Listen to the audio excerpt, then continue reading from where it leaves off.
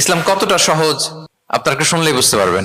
এক সাহাবী আল্লাহ রাসূল সাল্লাল্লাহু আলাইহি ওয়া আলিহি ওয়াসাল্লামের কাছে এসে তিনি বললেন, ইয়া রাসূলুল্লাহ হালাকতু ইয়া রাসূলুল্লাহ, হে রাসূল আমি তো শেষ। রাসূল সাল্লাল্লাহু আলাইহি ওয়াসাল্লাম বললেন, ওমা আহলাকা, কি হয়েছে তোমার? তো সে বলে, ওয়াকাআতু আলা ইমরাআতি ফি রমাদান, আমি তো রমজান মাসের দিনের বেলায় আমার স্ত্রীর সাথে মেলামেশা করে ফেলছি, একেবারে ফাইনাল মেলামেশা, আমার সিমেন আউট হয়ে গেছে বডি থেকে। এজন্য সে অস্থির হয়ে রাসূল সাল্লাল্লাহু আলাইহি ওয়াসাল্লামের কাছে এসে, ইয়া রাসূলুল্লাহ আমি তো শেষ, আমারে বাঁচান, আমারে বাঁচান। আমি আপনাদেরকে বোঝাচ্ছি হচ্ছে ফ্লেক্সিবিলিটি, ইসলাম যে কতটা ফ্লেক্সিবল এটা আগে মাথায় রাখেন, যে what is the essence of flexibility in Islam. ইচ্ছা করে যদি কেউ রোজা ভাঙে, তার বিধান হচ্ছে তার কাজাও করতে হবে, কাফফারাও দিতে হবে। কাজা মানে একটা রোজার জন্য আরেকটা রোজা, আর কাফফারা হচ্ছে হয় তাকে একটা দাস আজাদ করতে হবে, অথবা তাকে 60টা রোজা রাখতে হবে টানা, অথবা 60 জন মিসকিনকে খাওয়াতে হবে। তো সে যখন এসে বললো, ইয়া রাসূলুল্লাহ আমাকে বাঁচান, কি করবো আমি? রাসূল সাল্লাল্লাহু আলাইহি ওয়াসাল্লাম বললেন, আচ্ছা ঠিক আছে, তুমি এই কাজ করে ফেলছো, তোমার তো পেনাল্টি হয়েছে। তো পেনাল্টি কি? তো বলে যে, রাসূল সাল্লাল্লাহু আলাইহি ওয়াসাল্লাম বললেন যে তুমি একটা দাস আজাদ করে দাও। বলে, ইয়া রাসূলুল্লাহ এই সক্ষমতা আমার নাই, আমি দাস আজাদ করবো কোত্থেকে? আচ্ছা এটা পারবা না, তো তাহলে টানা 60টা রোজা রাখো কাফারা হিসেবে, টানা 60 দিন রোজা রাখতে হবে, রমজান চলে যাওয়ার পরে 60 দিন রোজা, এটা রাখো। বলে, ইয়া রাসূলুল্লাহ এটাও পারবো না আমি। আচ্ছা এটাও যদি না পারো, তাহলে তুমি 60 জন মিসকিনকে খাবার খাইয়ে দাও। এবার সে বলে, ইয়া রাসূলুল্লাহ খাবারও খাওয়াতে পারবো না আমি, এই সামর্থ্য নাই।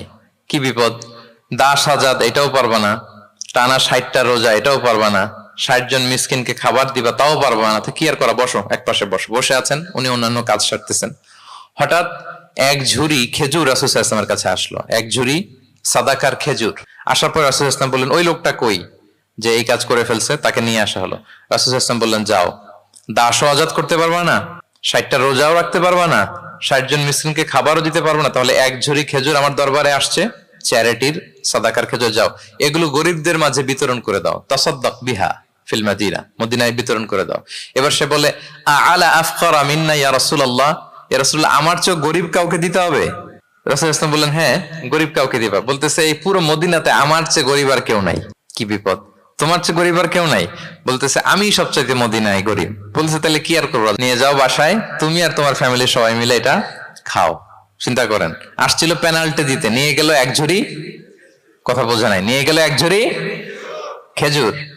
দেখেন what is the flexibility of Islam. Islam কতটা ফ্লেক্সিবল, মানুষের সুবিধা অসুবিধাকে ইসলাম কতটা গুরুত্ব দেয়। আমরা ইসলামকে বোঝানোর ক্ষেত্রে, এক্সপ্লেইন করার ক্ষেত্রে এগুলো মাথায় রাখি না। তাহলে ইসলামের এই যে ফ্লেক্সিবিলিটি যখন কোনো নন মুসলিম দেখে, এই হাদিস যদি কোনো নন মুসলিম পড়ে, আপনি বলেন সে কি আর অন্য ধর্মে থাকতে পারবে?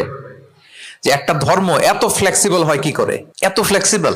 এভাবে আপনি যদি দেখেন যে রাসূল সাল্লাল্লাহু আলাইহি ওয়াসাল্লাম খুব সহজ করে দিন ইসলামকে উপস্থাপন করেছেন। Be a part of our vision. Do listen and share the khair.